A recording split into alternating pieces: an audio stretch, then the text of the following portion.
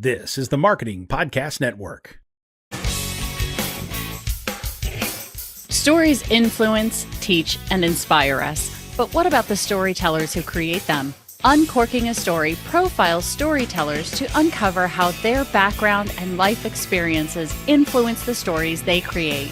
We learn what motivates them, their path to success, and what fuels them to keep creating. It all starts by asking one simple question: where does your story begin? Welcome to Uncorking a Story. Now here's your host, Mike Carlin. Well, hello and welcome to Uncorking a Story. I'm your host, Mike Carlin, and today I'm excited to introduce you to Alison Gaylin. Alison is the Edgar and Shamus award-winning author of 12 books and many short stories, a USA Today and international bestseller. She joins me today on Uncorking a Story to talk about her latest novel, Robert B. Parker's Bad Influence. Welcome to Uncorking a Story, Alison. Thank you so much. It's good to be here. Happy to have you here, Alison, and I'll begin with my standard question, which is, where does your story as an author begin? Well, it begins, my first published book came out in 2005, but my story as an author starts way before that. I always wanted to write. I didn't get very much encouragement from my high school English teacher, who told me that when I asked why I didn't get an A, she said she only gives A's to people who will one day write professionally. So that depressed me enough that I went and studied theater in college and then later got my master's in journalism. So after that, though, the fiction bug was still in me. I've always been a huge reader. I've always just loved to write, to tell a story, particularly a crime story. So I was in a workshop in New York City with a wonderful author, Abigail Thomas, who was running it. And I basically wrote a short story that she thought I could turn into a novel. And there was a murder in the short story, so it became a murder novel. And I sent it out. I think my husband's cousin worked for an agent. He sent it out to a bunch of places. I got a lot of really wonderful rejection letters. And they all kind of said the same thing, which was that the characters were there, but the plot really wasn't. And you got to agree with that. You got to appreciate the constructive criticism that you can get. So, about 5 years went by. I rewrote the story from page one. Really tried to read a lot of mysteries. I'd probably read over 100 mysteries before really tackling it.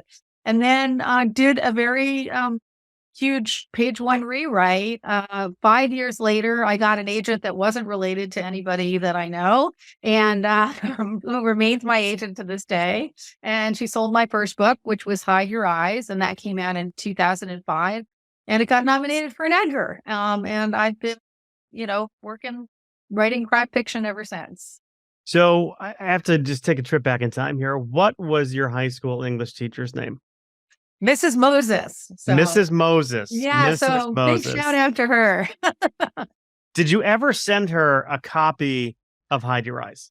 No, I didn't. I really didn't keep in touch with her. I had some wonderful high school teachers, including my very favorite high school teacher, who wound up coming to one of my signings for my books. I grew up in Southern California, and I was out there, and he surprised me. And he was actually encouraging about my writing. He thought I could, possibly one day write professionally. So I did keep in touch with him. Yeah, I still think we need to stick it to Mrs. Moses. I mean, I think we need to teach her a lesson somehow. I hope she has seen the error of her ways. Yeah, exactly. I had a friend who became an anesthesiologist. I don't think somebody would have told her in high school that she could have been a professional anesthesiologist. So, people grow, they improve, especially as writers. There you go. Well, it is a skill that takes muscle, right? So it's like any other kind of muscle, like working out. It takes repetition and feedback. And, you only get better at writing by doing two things, writing and reading more. Yes, absolutely. Absolutely. And writing is one of the few things that I believe gets better as you get older. Unless you're, just preternaturally genius wonderkin. Experience and age, it just improves your writing. And just you become more objective as you get older too. You become more willing to edit yourself. So, yes, I do believe it is like a muscle that you just have to keep working. And then there's life experience too, Yes. having different experiences, living longer, but just kind of being out in the world more also impacts your writing. I mean, do you think you could have written that book when, you were 15, 20 years younger? The first book that I The wrote? first book, yeah. No, absolutely not. And I don't think I could have written, you know, the books that I've written recently when I was first writing, when I was first publishing. I think I've always liked to write about things that scare me. And as I've gotten older, different things have scared me. And I think more real things scare me now than they used to. So my first books were sort of like, you know, they were like Hide Rise was a serial killer book, and those were kind of big then, and that was scary. I'm like really trying to scare myself. Um, you know, I had a book called If I Die Tonight that came out in 2018, and I said that was the scariest book I'd written because it was about raising teenagers. And that's what I've done. And now my daughter's 22. So different things. I feel like more of real life has found its way into my writing, even though I still write these, you know, pretty bonkers crime stories. At their core, they deal with things that I've experienced, whether it's grief or, loss or, fear of loss or, things like that become a lot more real as you get older. So the topics have hit a little more close to home. Well, yeah, I mean, I believe that the right stories come to us at the right time, right? Mhm. So, Yes. but just being able to tap into your own experiences, like you mentioned, raising teenagers, and now I have 3 kids who are in their early 20s myself. We have triplets, and I find the themes that I write about or think about are a lot different than they used to be. But because you can tap into that, I think readers pick up on it, and then you're tapping into some kind of empathy, and that's why they can relate to maybe, hopefully, right? They can relate to what it is we're writing beyond just the maybe whodunit aspect of it. Absolutely. I mean, that's to me, this is why the whole AI thing really bothers me a lot because I'm like, why would you use this type of potentially great technology on something like that, which is we write to communicate to other people. We write to express real feelings that we have in the hopes that somebody else out there will read it and relate to it and understand it. And it's been going on since cave painting. It's been going on since the beginning of time. This ability, this human desire to communicate and be communicated to. So the idea that you would just get a machine to do that rather than, say, curing my sciatica is ridiculous to me. I don't understand it. I don't understand that at all. I mean, to me, a good story hinges on something that you can relate to, a feeling, an emotion at its core, that you as a human being can relate to with the human being that created the story. Yeah. So, yeah.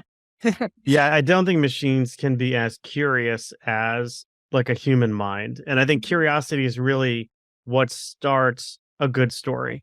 It's the author's curiosity into something that other people might think of being very mundane. But Yes. you follow your nose a little bit. Like Columbo as a detective, right? You follow your nose and your instincts, your intuition. And are you a Columbo fan? Is that why you're smiling, or? Well, my dad was the biggest Columbo fan, and I Oh, used really? to watch it with him when I was a kid. And yeah, it's just brings back a lot of memories. But he loved Columbo so much, and in fact, when I don't know, I was probably like 10, and I was with my parents, and we were at this place called Nate and Al's, which was a deli in Beverly Hills, and Peter Falk came in, and my dad, it's pretty serious. He not a guy who was starstruck very often, but he was starstruck, and he made me go over and get his autograph. He was a very nice man, but Columbo was my father's all-time favorite show. So Peter Falk grew up in Ossining, New York. Oh, And really? yeah, his parents, like everyone thought he was Italian because he's, Columbo, but He was Jewish immigrants, and they owned a grocery store called Falk's, General Store or something in Austining. My friend Joe grew up in Austining. His mother was off the boat Italian, and Peter Falk used to deliver their groceries. Oh my And gosh. he told me that Peter Falk was the reason why my friend's mother learned English, because she only spoke Italian, and he encouraged her to learn English. Just funny how how small the world can be sometimes. But That's so, yes, exactly. It's like 6 degrees of Peter Falk. But that's right. That's right. Well, you actually got to see him in person. This is all hearsay for me. I mean, my friend could be lying through his teeth to me, but I suspect he's so not. could I. No, that's true too. But that'd be an odd. I'm not. It would just be an odd thing to lie about, right? It Like would, seeing and it was Peter just Falk in a restaurant. in a restaurant, and I got his autograph, and he was nice. That's kind of a pretty mundane story for a crime writer to come up with. That's right. Where do you suppose your fascination with crime came from? I mean, you mentioned you were like really into writing crime stories. Like where did that come from? I think it's always the desire to kind of scare myself. When I'm an only child, I've always loved sort of just when you're an only child, you find different ways to sort of entertain yourself. So I was always kind of writing scary stories when I was little, just for myself, just to sort of entertain myself. And I got interested in true crime really early on because when I was 10, around the same time I met Peter Falk, my parents just sort of let me read whatever book was around the house. They didn't really pay much attention to what I was reading. And so I found a copy of Helter Skelter and I read it. And it was I thought it was about the Beatles. So I was like, oh, the Beatles, that will be fun. And it wasn't. Well, it was, but, and not in a way that you would expect. And it was so fascinating to me. Like it was so scary and so like open, like looking and picking up a rock and looking underneath that rock. And I've always found, sort of crime stories or true crime, but really crime stories that are structured well. They're kind of a wonderful escape because they sort of make sense out of a senseless world. Like there's an ending, there's a reason for things, even if it's an unhappy ending. And I've written some very unhappy endings myself. There's a reason. And in real life, the things that we're frightened of as far as crime goes, there's very rarely a reason. A lot of times people don't meet justice and, it's kind of a chaotic world. So writing crime stories or reading crime stories is a way to sort of impose order where there usually isn't. Yeah, it's kind of a way I of hope that making makes sense. Yeah, totally. Like just kind of making sense out of something that can be completely senseless. Yes, exactly. There you go. Well, let's talk about your latest release, which is Robert D. Parker's Bad. I just had it up here, and Bad Influence. Sorry, geez, I'm the coffee has not kicked in yet, but I know I'm still drinking mine. what can you share with us about the book? Well, it's my very first Robert B. Parker book, and Robert B. Parker is an amazing writer that I've always loved, and has been, one of the writers that I sort of read when I wanted to kind of learn how to write crime fiction. And he passed away in 2010, and there have been authors taking over his books. His most famous books, of course, were the Spencer books, which Ace Atkins was writing until recently. And now Mike Lupica, who was writing the Sonny Randall books, which is what Bad Influence is, took over the Spencer books. So this opportunity arose. My agent contacted me and said, would you be interested in trying out to write a Robert B. Parker Sonny Randall book? Sonny Randall is his only female character. He wrote westerns. He wrote the Spencer books, and he also wrote Jesse Stone books, which were Jesse Stone was a cop, and Spencer is a private eye. Sonny Randall is a private eye and his only female character. So I get to be the first woman writing this female character created by a man. So that was interesting. And so when I had the chance to try out for this, which I was really excited about, immediately this story just kind of came to me involving Instagram influencers. Don't ask why, but it does kind of make sense in a way. The character of Sunny Randall was created in 1999. And actually, the inspiration for her was Helen Hunt, who was a friend of Robert Parker's. And, there was a potential to make a TV series with her in it as this character. And I think she was probably in her early 30s then, the character. And he wrote his last Sunny book in like 2007, but then Mike Luke took over in, I don't know, around 2018. He wrote like several more. And I think she's aged about 5 years within the last, 23 years. So she's in her late 30s now, right? But there's never been any mention of social media in any of these books, even the later books. And her demographic is the second largest demographic to have social media. And she has a lot of reasons to have social media. She's single. You would think she would try a dating app from time to time. She has a really cute dog. I would be making TikTok videos of that dog if I were her. And it kind of struck me. I'm like, why isn't she involved in social media? It kind of makes her the ultimate sort of lone detective.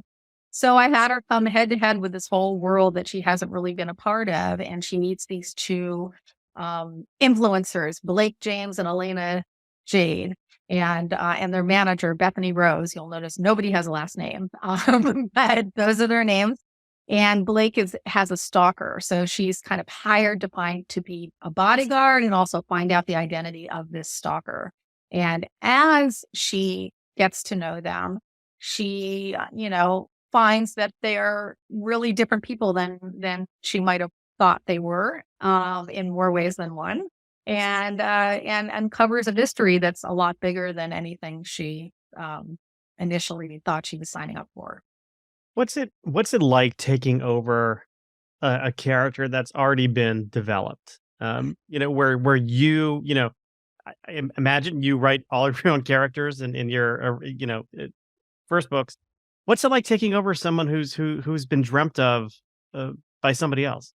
Well, it's interesting because the characters in all of Parker's characters, but I really think in the Sunny series are these wonderful, fully developed characters. So to me, I keep saying it's like being handed a box full of like really expensive, wonderful tools and told to make a table with it. So it's they're already fleshed out, they're developed, they're created, they're interesting, they're funny. The books are really, really funny. And it is a challenge to try to capture the style. His style, of course, is different than mine, because he was a different person. But I did my best to try and capture the style. I know that some of myself is going to get into it. It's going to seep its way in. And it is different being a woman writing this woman character. It's just the way it's going to be. But so it's challenging in a way of, I know I can't possibly please every Parker fan, but to try to capture the essence of Parker, it's challenging in that way. But it's a little bit less intimidating because I've already been handed all of this wonderful stuff, this wonderful setting, these wonderful characters, this full, richly developed life that Sunny Randall already has, these great friends, this great ex-husband, this amazing dog. As I mentioned, I love the dog. So it's been a challenge, but it's also been just so much fun. Yeah. It sounds like, you mentioned the word try out for this. Did you like audition to have to Yes. be able to do this? Yes, they had me, the estate and the publishing company. I wrote, or I think it was given to the agent for the estate. I wrote 20 pages. They just said write 20 pages. They didn't have any story in mind for anything. So I wrote these pages. And then probably like a month later or so, I heard that I'd gotten the job. So it wasn't like a bunch of different steps to go through. But I was really thrilled to have gotten it. I don't know necessarily whether there are a lot of legacy writing or characters that I would feel, comfortable or well suited for, but this character I really, really like. Yeah, that sounds like it. And she's got a dog, so that's a plus. She has a great dog, Rosie. Yeah. I know somebody was reading, one of my earlier books, and there's a dog in the book. And actually, this person was my mother. So I wasn't really taking her feedback all that seriously. However, the one thing she kept coming back to was nothing better happened to that dog. Like, she could have cared less if, like, the murderer had gotten a human being. Yes. Don't let it happen to the dog. Yes, I'm totally with her. And I've been asked, like, what's the one thing, what won't you do in your books ever? And I've always said, kill a dog. I don't have graphic murders in my books because that to me isn't scary. It's more the idea of the loss, the idea of it happening. But I've had all sorts of wonderful people and, children, everything I've dealt with deaths, but I've never killed a dog. No. I can't do it.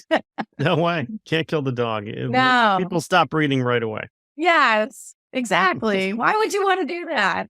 What does that prove? Well, one of the ways I like to get to know my guests a little bit more is through pop culture. So I am curious, Alison, when you were growing up, besides Columbo, what were some of your favorite things to watch on TV? Oh, that's interesting. Probably The Love Boat when I was a kid. I'm smiling because I wanted to go on a cruise, and we never went on a cruise, but it made cruises look so good. And you'd see 12-year-olds meeting a boyfriend or a girlfriend on the cruise, and that was fun. And then there was Julie, the cruise director, and I thought she was really cool. Julie McCoy. I watched that. I watched Three's Company when I was a kid, and sure, I wanted to go to the Regal Beagle. There was a restaurant in Chatham in Cape Cod where we would vacation, and it was called Pate's, and it has since been updated, but back in the day, we used to call it the Regal Beagle because you would expect to see Jack, Janet, Larry, and the Ropers, and maybe Chrissy or Terry, depending on what year it was. Right. I clearly know way too much about Three's Company, but I know that was it. I mean, they had this little lounge area, very dark, like red leather. It was I love that place. I love that place. I know. I really wanted to go. We were kids at the time, but yeah, I don't think there was ever a place in real life that was as cool as the Regal Eagle. Yeah, or maybe Isaac's Bar in the Love Boat. I mean, yes, he seemed like a great bartender too. I bet he had a good heavy pour. Oh, nice heavy pour. Heavy pour. Played, of course, by Ted Lang. Yes. Underrated actor. I know way too much about Love Boat too. So if we talk about it more. Know too much about Love Boat, really. I used to play Love Boat as kids. Like me and my brother, our friends, like Jimmy was Doc Bricker. I was Gopher. My friend Mario was Captain Steubings because God forbid he wasn't the lead in anything. And then my friend Christine was Julie McCoy. Oh, yeah. Everybody wanted to be, all the girls, of course, wanted to be. Well, you only had two choices. It was Julie or Vicky. I mean, that was pretty much it. And who wanted to be Vicky? Vicky was just she was a little kid and she didn't get to do anything. Right. But Julie liked to party. I mean. Yeah, definitely. Did a great job. I know, right? And to this day, I've never been on a cruise, but.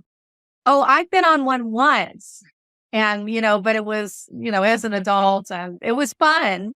They're just more crowded than they look on the road. And then, there were never any incidents where there was a spreading disease on the Love Boat or anything. That's right. Yeah. You're about you get dysentery or whatever, norovirus. No, but there's no dysentery episode of the Love Boat. So. No. Oh, no. You know what? We could, if Love Boat ever comes back, I say write a spec script about, a virus that goes around the Love Boat. Yeah, but they get trapped out at sea for a really long time. That's right. And that's when love is put to the test. Yes. That's when it's. People who fall in love at the beginning wind up just wanting to murder each other. Well, now you've got a murder story on your hands. Exactly. So there you go. Death on the high seas. Ultimate locked door. What about music? What did you like listening to growing up? Oh, wow. Well, it's funny. I don't know, when I was a kid, when I was very young, we had a little group of friends and we were late for our time because it was way after their breakup, or several years after their breakup. But we were all Beatles fans. We all had like our favorite. We had a little club, that we all loved them. And then, then of course, then I would, listen to the top 40 for a while and stuff. But then when I was in high school, I decided, I was too cool for that. So, but I loved like the Ramones, and I loved the B-52s, and I had kind of like, what else did I listen to? Oh, I listened to Bruce Springsteen. I loved I discovered him through The River, but then I very quickly discovered his earlier stuff, which I loved. So I was kind of a little eclectic, but I just didn't want to. I grew up in Southern California. I could not stand the Eagles, and that's what people listen to. I hated them. And so I just didn't want to listen to what everybody else was listening to. So I was always, by the time I was in high school, I was trying to look for other things that were kind of different. The Clash. I love the Clash. I remember. Sure. Yeah. I mean, I don't hear many people say that they don't like the Eagles. I hated them. Really? They played them constantly when I was growing up. I mean, I think that's probably part of it. So it probably just brought to mind all kinds of awful memories or something. I think it's probably maybe a subjective thing. I know people I know love the Eagles, love them. But when there was that scene in The Big Lebowski, remember when he's like, "Oh man, don't play the Eagles," and he gets kicked out of the cab, and I was like, "I am him. I am actually the dude in that scene," because I spent years of being the only lone Eagles disliker in all of Southern California. Sipping on a White Russian, no doubt. Yeah, exactly. The dude abides. How about reading? Do you have a favorite place where you like to read? Well, let's see. That's a good question. I mean, all right, when I read on a plane, I can read an entire book on a plane ride. It probably is my favorite place to be because I don't like flying. And the one thing that can get me lost, like even watching a movie, I'm like, what's that turbulence? What's going on? But a book I can get lost in. So I think the most concentrated reading time I do, or love to do is on planes. But of course, I read everywhere, really. Anytime I read in bed, but I don't love reading in bed because I don't love falling asleep while I'm reading and having to go back. But yeah, I'll read in the sunroom, whatever, just depending. But I think that as far as like really escaping to a book, nothing beats airplane reading, in my opinion. There you go. Yeah, I agree. Except when the turbulence does hit, I tend to sometimes throw the book down and grab the armrest. Yes, me too. Me too. And then I get mad. I'm like, I was getting to a really good part, and now I have to panic. That's right. If I don't panic, the plane will go down. So that's it's really important for me to panic. Fair enough. How about writing? Where's a favorite place to write? Well, I have an office space that you're kind of looking at in my home, and that's where I usually end up writing. I used to have I live up in the Hudson Valley, and I used to have I used to work in a magazine in the city, and I have like a 2-hour, 3-hour commute by train. So I would do a lot of writing on the train, which was nice. Amtrak, it's great. You can be online there too. That's 2-3 hours each way. Yes. Well, actually, it was like, no, I'm wrong. It was 1.5 hours each way. So it was 3 hours total. But yeah, so I used to do that. But right now it's pretty much, I do have a laptop, so I take it with me. And especially if I'm on deadline, any chance I'll get, to just go into a cafe or, sit down somewhere, I'll take it. But I think my preferable place is just at home in my office. Sure. And then if I'd like to call this my letter to me question, or dear younger me, if you will. If you could go back in time and whisper some words of advice to your younger self, maybe it's the person in Mrs. Moses's class. That's what I was going to say. Don't listen to Mrs. Moses. break all of her commandments. Exactly. So what would you tell your younger self? Oh, I'll tell you what I would say is I was always in such a hurry to sort of move on to the next phase of my life when I was young. I just couldn't wait to go to college. And then when I was in college and graduation, I loved college. But then when graduation happened, I couldn't wait to get not just a job, but a good job. I thought I needed to have a good job, And then it was like, I got to go to graduate school. And then I've got to put the graduate. I always was very just sort of like, I need to move on. And I would tell myself, take some time, rest, take a vacation, get a job that doesn't have to be a great job. Just make some money and spend time with friends and, go travel, enjoy the part of your life when you don't have so much responsibility, when it's not that important what you do or who you're with. Just have a little fun. So that's what I would have told myself. Not in college. I had a lot of fun in college, but just the whole, stop worrying that you're going to be a failure at 2022 or whatever. It's such good advice. We put so much pressure on ourselves to exactly. achieve and to have it all so soon.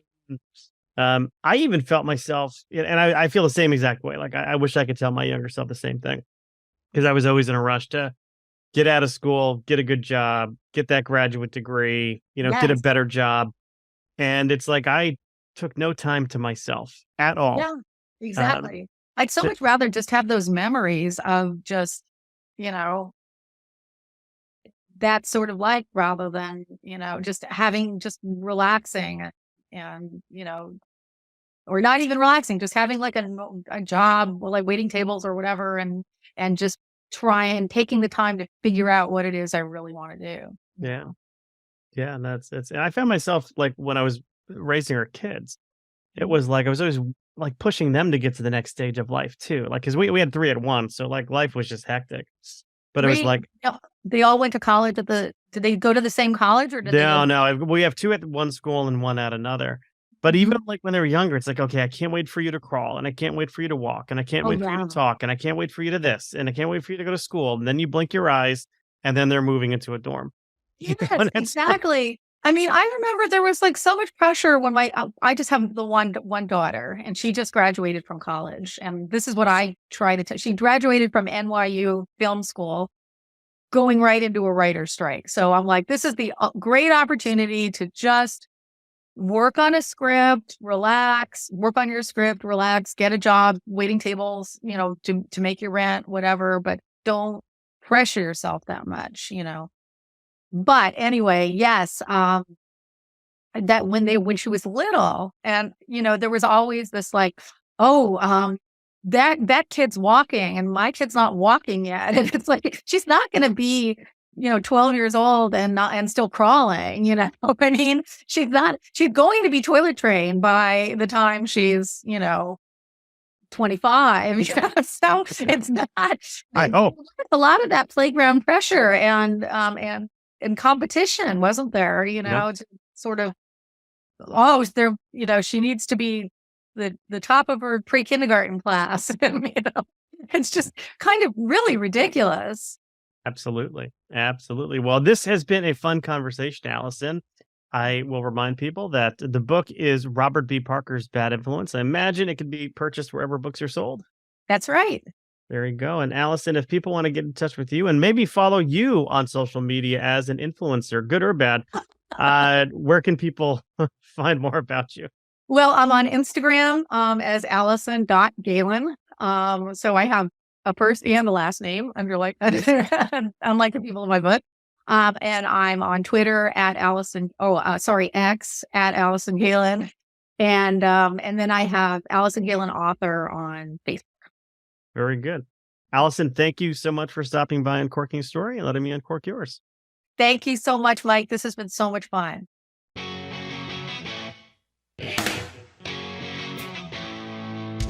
Thanks for listening to Uncorking a Story. If you'd like more information about today's guest or to find out more about Mike, go to uncorkingastory.com. If you enjoyed the show, please subscribe, rate, and review us at Apple Podcasts, Spotify, or wherever you get your podcasts. Tune in every week to hear Mike Carlin uncork a new story.